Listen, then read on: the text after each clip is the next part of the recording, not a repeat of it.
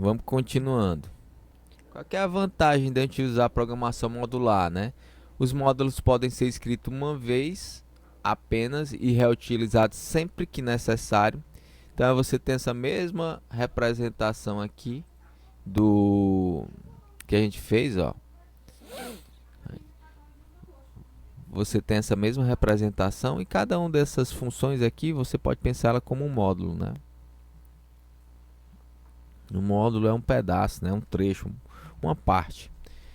E ele também é escrito só uma vez e pode ser reutilizado sempre que necessário. Da mesma forma que a gente viu a função, né? Ó, a função ela é escrita apenas uma vez e ela é reutilizada em várias partes do código. O módulo pode ser composto para solucionar problemas cada vez mais complexos, né? Então, cada vez que a gente cria ou observa um problema grande, uma das práticas, né, uma das boas maneiras, boas práticas de resolver esse problema é através da composição de funções ou composição de módulos diferentes.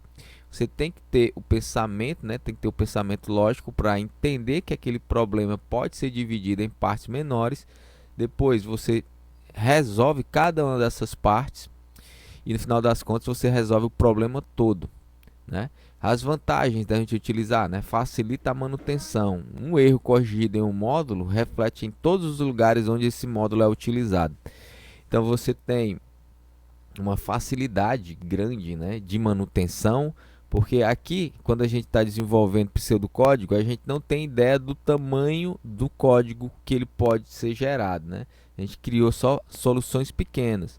Mas eu já trabalhei em uma empresa onde a quantidade de linhas passava de 250 mil linhas de código. Então, você dar manutenção ao sistema com essa grandiosidade não é simples, né? Você tem que ter uma qualidade de código gerado muito boa, modularizada, separada por responsabilidades para facilitar a localização de um erro, né? Então, quando a gente vê o código gerado, que nem o nosso, muito pequeno, a gente não faz ideia, às vezes, que a quantidade de problemas que podem surgir lá na frente pode inviabilizar mesmo a produção de novas funcionalidades para os programas, para a solução que você está tentando criar. E aí, se a gente for traçar o paralelo com a função matemática, a função algorítmica, ela tem essa cara, né? Ó. Você tem aqui uma função f de g, né? Ou melhor, né? Uma g de x. Deixa eu colocar aqui em outra cor para ficar mais visível. Uma g de x, uma f de x, certo? Aqui essa bolinha está representando uma entrada e essa esfera, melhor dizendo, e esse cubo está representando uma saída, certo? A f de x ela recebe como entrada também um cubo. Olha só que bacana, né? O cubo ele tanto serve como saída, como também serve como entrada, né? Então são coisas que podem ser reutilizadas. E quando o f de x recebe um cubo de entrada, ele vai gerar, né, retornar como saída, né? Essa figura geométrica aí que eu não sei nem o que é, certo? Então você tem essas coisas, né, dentro da programação, da mesma forma que a gente tem na matemática. A gente pode fazer a composição de funções, né? Aqui você tem a FOG, né? F de O de G, né? Então você tem essa única entrada.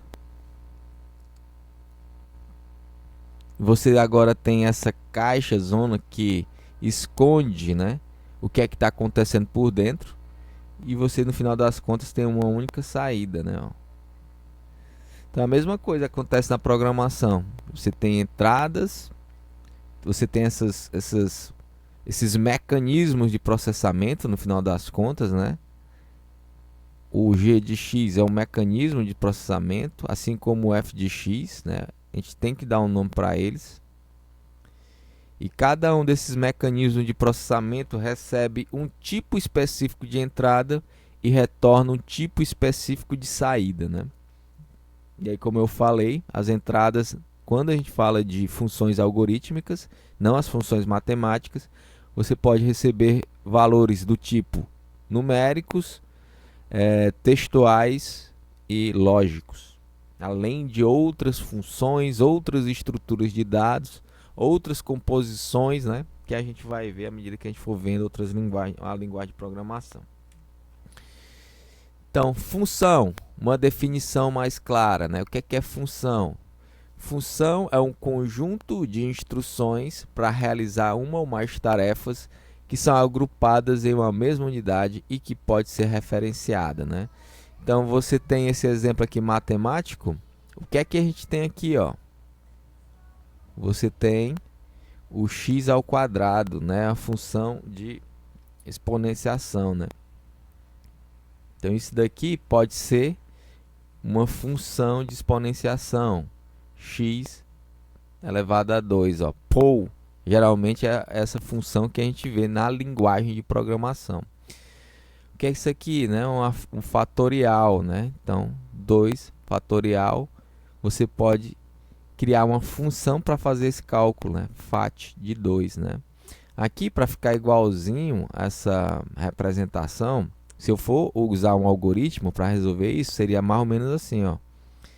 Z recebe pou de x mais y elevado a 2 dividido por fatorial de 2. Ó, isso seria a conversão dessa linguagem matemática para a linguagem algorítmica utilizando funções, onde o primeiro cálculo, né? Não estou falando de soma, né? A soma aqui é um operador padrão, ele não precisa de função necessariamente, um operador aritmético. Então, a função que realiza a exponenciação, aqui ó, pou, é a mesma coisa que pegar, né, x mais y e multiplicar, né, por x mais y, no final das contas. E o fatorial é resolvido por essa função fat, né? Então a gente, como desenvolvedor, a gente vai criar as funções. Então uma das responsabilidades que a gente teria, né, seria de criar a função pou e a função fat usando pseudocódigo, certo?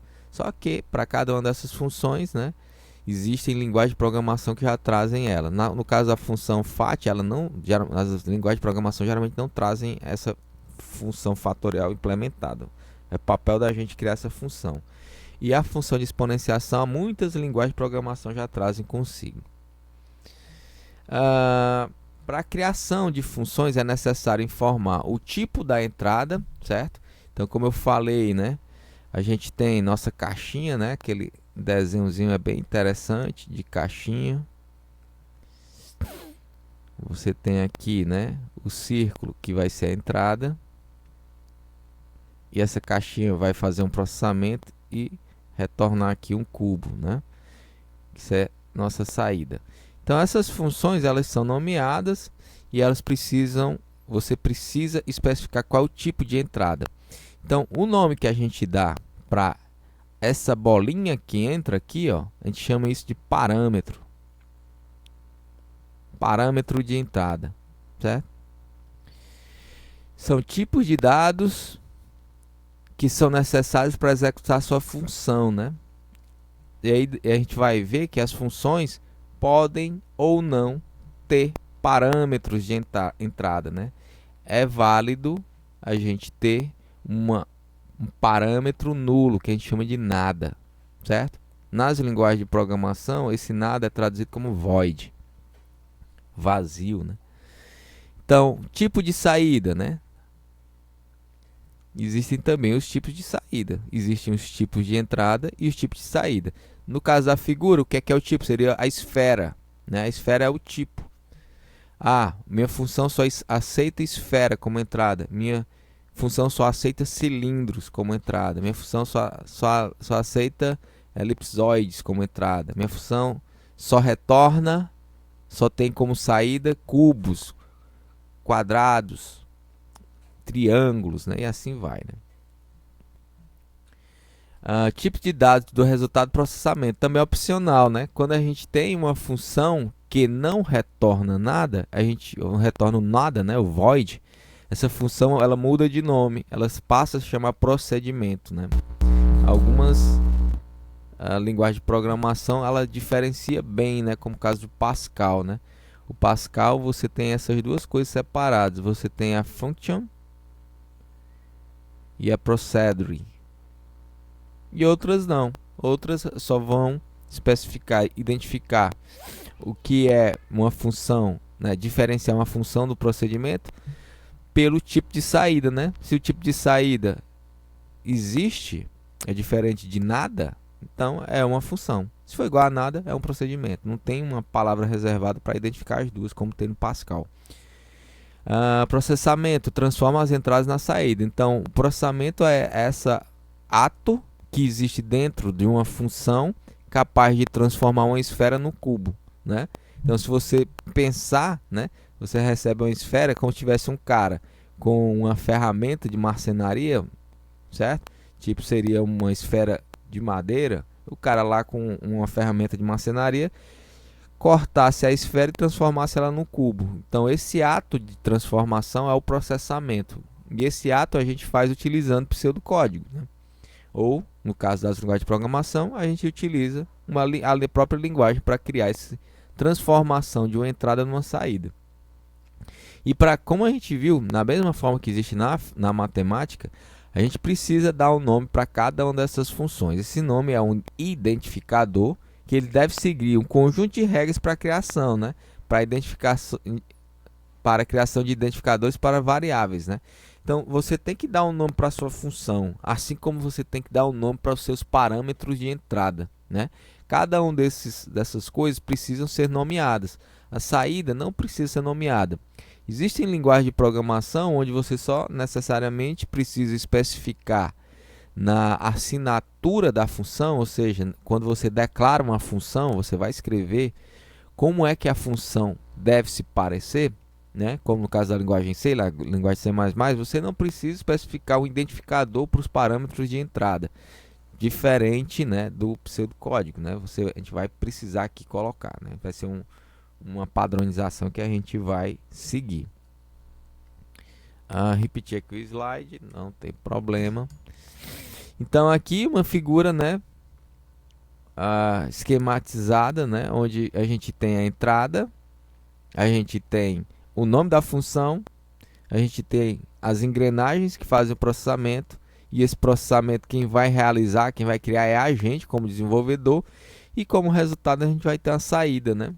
Então, a partir dessa lógica de programação, de desenvolvimento de software, a gente consegue criar soluções modulares que podem trabalhar em conjunto para resolver diferentes tipos de problemas, compondo ou não essas funções. Então, a cara de uma função é essa, né? Você tem função, aqui eu vou ter reescrever, é uma função de segundo grau, né? Para resolver uma equação de segundo grau. A primeira coisa que a gente faz é definir qual que vai ser a saída, né? A saída aqui vai ser real. A gente precisa dar um nome para a nossa função. O nome que eu escolhi vai ser segundo grau, né? Aí aqui a gente tem um conjunto de regras, né?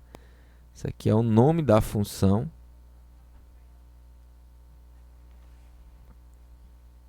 Conjunto de regras. Você não pode começar a função com maiúsculo, né? Minto, né? Não pode começar com números.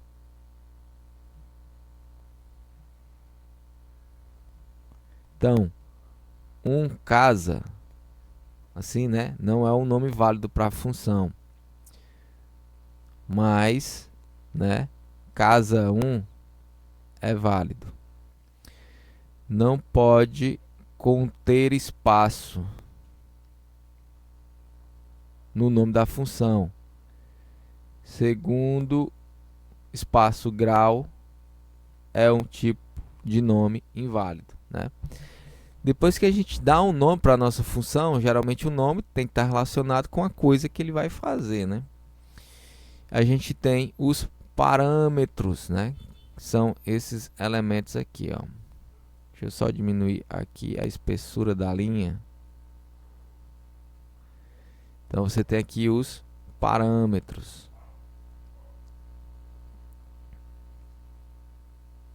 No caso dos parâmetros, podem ter um ou vários, né? Melhor, né? Nenhum ou vários. Certo? Então, para cada um dos parâmetros, né, você vai ter que especificar quais são o seu tipo. Qual que é o tipo do parâmetro.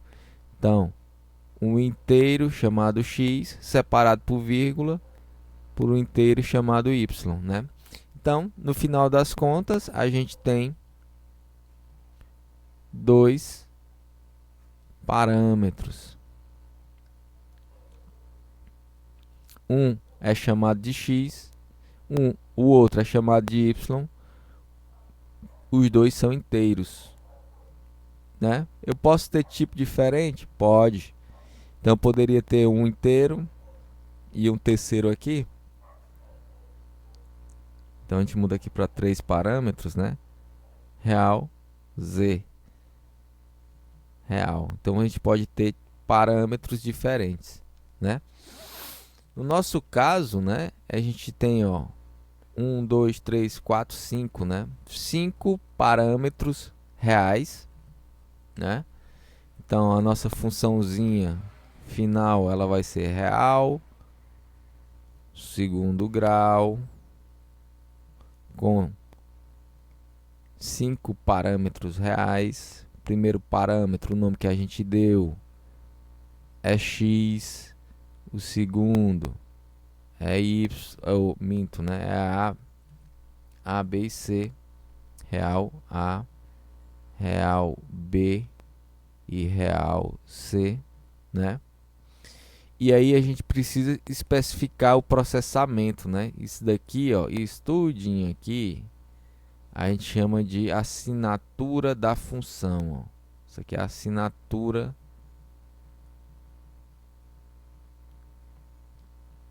da função. E aí a gente precisa criar aqui, né? Real y recebe 0. E a gente tem que criar um retorno. O que é o retorno? É o resultado da função, né? E aí a gente vai colocar aqui o fim para especificar qual é o final da nossa função. Então, retorne o que, né? No caso da função de segundo grau, a gente vai usar essa fórmula. A vezes x ao quadrado mais b vezes x mais c. A vezes x ao quadrado é a mesma coisa que multiplicar x duas vezes, né? Mais b vezes x mais c. Então, essa é a nossa primeira função, né? E a gente cria ela utilizando essas especificações. Então, com isso a gente termina essa aula. Na próxima a gente continua.